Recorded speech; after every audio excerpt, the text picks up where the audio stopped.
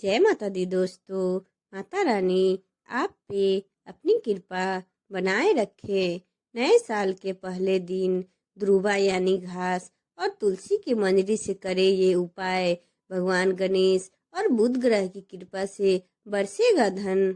नए साल के पहले दिन कुछ लोग जहाँ मौज मस्ती की भरी एक्टिविटीज में इंगेज होते हैं, तो वहीं कुछ लोग 1 जनवरी को धर्म कर्म के कार्यों में व्यस्त रहते हैं।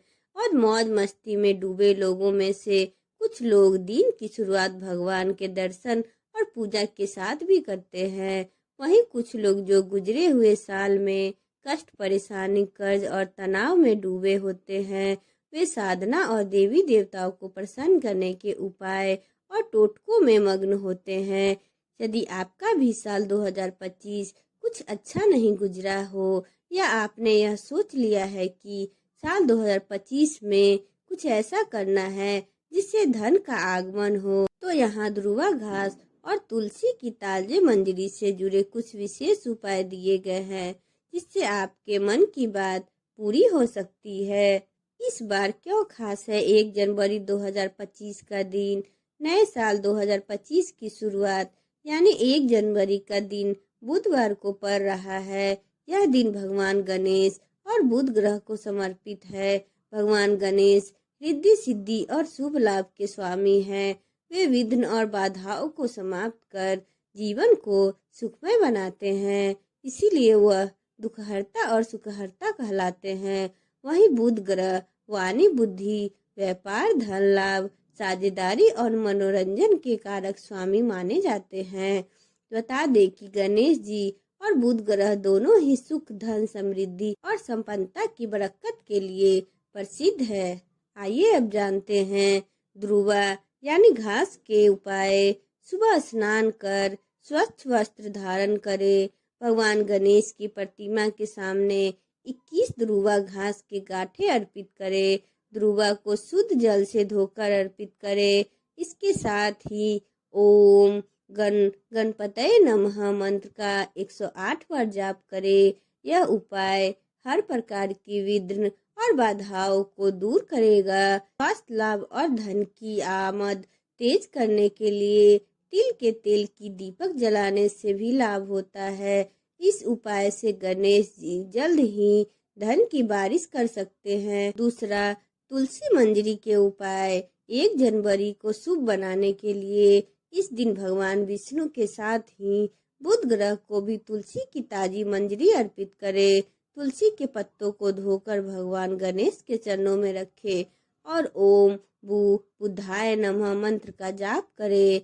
बता दे कि ज्योतिष शास्त्र में बुध ग्रह को भगवान विष्णु के नारायण रूप का प्रतिनिधि माना गया है। इससे बुध ग्रह आपके काम के सफल होने में सहायता हो सकते हैं। अटके हुए काम बनने लगेंगे और रुका हुआ धन मिल सकता है। कर्ज से मुक्ति मिलती है। कुछ और संयुक्त प्रभावशाली उपाय। हिंदू धर्म की मान्यता के अनुसार बुधवार के दिन हरी मूंग की दाल और हरी सब्जियां का दान करने से जल्द ही लाभ होता है। इस दिन को आप न केवल पीले और हरे वस्त्र पहने, बल्कि पीले रंग का भोजन करें। साथ ही बुधवार के दिन श्री गणेश के बीज मानर और बुध ग्रह के मंत्र का जाप करें। ये उपाय आपके जीवन में खुशियों को कभी कम नहीं होने देंगे। इसके साथ ही एक खास संयुक्त उपाय यह भी कर ले आप कि आप ध्रुवा और तुलसी के पत्तों को पीसकर चंदन से मिलाकर तिलक बना ले। इस तिलक को भगवान विष्णु और गणेश जी और बुध ग्रह के माथे पर लगाए और इसके बाद आप भी इसे अपने चंदन को धारण करें। इससे ईश्वर कृपा से जल्द ही आपके पास शुभ समाचार आने लगेंगे। 1 जनवरी 2025 के दिन बुधवार का व्रत कथा जरूर सुने, इससे बहुत लाभ होता है। पौराणिक ग्रंथों में बुधवार के व्रत की कथा कुछ इस प्रकार है। बहुत समय पहले की बात है कि एक साहूकार का नया नया विवाह हुआ था। उसकी पत्नी मायके चली गई थी। नया नया विवाह था, नई नई उमंग थी। साहूकार का परिवार भी कुछ खास बड़ा नहीं था। जो रिश्तेदार थे उनका घर बहुत ही दूर था अब साहूकार को अकेलापन खाए जा रहा था। उससे रहा न गया और साहूकार जा पहुंचा ससुराल। साहूकार की बड़ी आव भगत हुई, लेकिन ससुराल में तो अपनी पत्नी से खुलकर बात करना तो दूर, देखना तक मुश्किल हो रहा था। अगले ही दिन साहूकार ने कह दिया कि विदाई की तैयारी कर लीजिए, हमें निकलना है। अब संयोगवश वह दिन था बुधवार का। सास ससुर ने समझाने का प्रयास किया कि बेटा, आज बुधवार का दिन है, इस दिन बेटी की विदाई नहीं करने का रिवाज है। बेटी की विदाई क्या, किसी भी शुभ कार्य के लिए यात्रा पर जाना बुधवार के दिन शुभ नहीं माना जाता है। लेकिन साहूकार नहीं माना और कहा, मैं इन सब बातों को नहीं मानता, आप हमें जाने का आशीर्वाद दीजिए। अब अपने दामाद के आगे सास ससुर की कहाँ चलने वाली थी। मन मसोर कर तैयार करनी पड़ी। बेटी की विदाई कर दी गई। अब चलते चलते रास्ते में साहूकार की पत्नी को प्यास लग जाती है। साहूकार जैसे ही पानी लेने के लिए जाता है और वहां से वापस आता है तो उसकी हैरानी का कोई ठिकाना नहीं रहता है। अपने ही हमशक्ल को गाड़ी में पत्नी के बगल में बैठे देखता है। उसकी पत्नी भी एक शकल के दो दो व्यक्तियों को देखकर परेशानी में पड़ गई कि उसका पति कौन सा है। जैसे ही साहूकार ने पत्नी के पास बैठे व्यक्ति से पूछा, ओह कौन हो, तो वह पलटकर जवाब दिया, भैया मैं तो फलाना नगर का साहूकार हूँ और फलाना नगर से अपनी पत्नी को लेकर घर जा रहा हूँ। तुम बताओ, तुम कौन हो जो मेरे वेश में यहाँ आकर कबाब में हड्डी बनने के लिए आ धमके हो। ऐसे बहसबाजी करते करते दोनों में झगड़ा बढ़ गया। झगड़े को देखते हुए राज के सिपाही वहां आ पहुंचे और साहूकार को पकड़ लिया।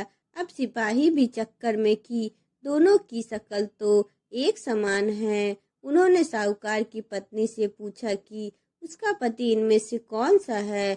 वह बेचारी क्या जवाब देती। तब साहूकार ने हाथ जोड़ लिया और भगवान से विनती करने लगा कि हे भगवान, यह आपकी क्या माया है। तभी आकाशवाणी हुई कि मूर्ख, याद कर, कुछ देर पहले ही तूने अपने सास ससुर की आज्ञा न मानकर भगवान बुद्ध का अपमान किया है और बुधवार के दिन तू अपनी पत्नी को लेकर चल पड़ा, जबकि तुझे इस दिन गमन नहीं करना चाहिए था। यह स्वयं बुद्ध देव है जो तुम्हें सबक सिखाने के लिए तुम्हारे वेश में है। तब साहूकार ने कान पकड़कर माफी मांगी और आगे से कभी भी ऐसा न करने का वचन लिया और बुधवार को नियम पूर्वक व्रत पालन करने का संकल्प लिया। तब जाकर साहूकार के रूप में प्रकट हुए बुद्ध देवता अंतर्ध्यान हो गए और साहूकार अपनी पत्नी को लेकर घर जा सका। इस घटना के पश्चात साहूकार और उसकी पत्नी दोनों नियमित रूप से बुधवार का व्रत पालन करने लगा। मान्यता है कि जो भी व्यक्ति इस कथा को कहता या सुनता या फिर पढ़ता है, उसे बुधवार के दिन यात्रा करने से किसी तरह की दोष नहीं लगता और समस्त सुखों की प्राप्ति होती है। बुध ग्रह की शांति और सर्व सुख के इच्छुक स्त्री पुरुष बुधवार के दिन इस व्रत को कर सकते हैं। ज्ञान, बुद्धि, कार्य, व्यापार आदि में उन्नति के लिए भी बुधवार का व्रत बेहद शुभ और फलदायी माना जाता है। बुधवार के दिन बुध देवता के साथ साथ भगवान गणेश जी की भी पूजा करने का विधान है। बोलो गणेश भगवान की जय, बुध भगवान की जय। अगर आपको मेरा वीडियो अच्छा लगा हो तो चैनल को लाइक एंड सब्सक्राइब करें एंड बेल आइकन को प्रेस करें।